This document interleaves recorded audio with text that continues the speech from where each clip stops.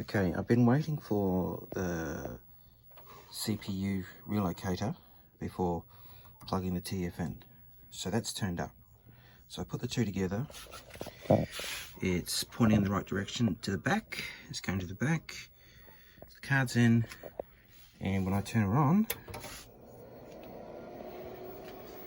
it flashes, goes green.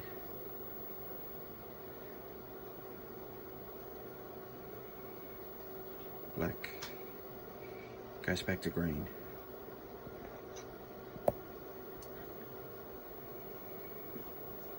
And that's all it does. If I put the CPU back in, it boots up fine.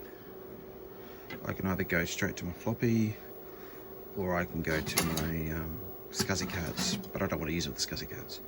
That's the whole idea of that toy. Can you please help?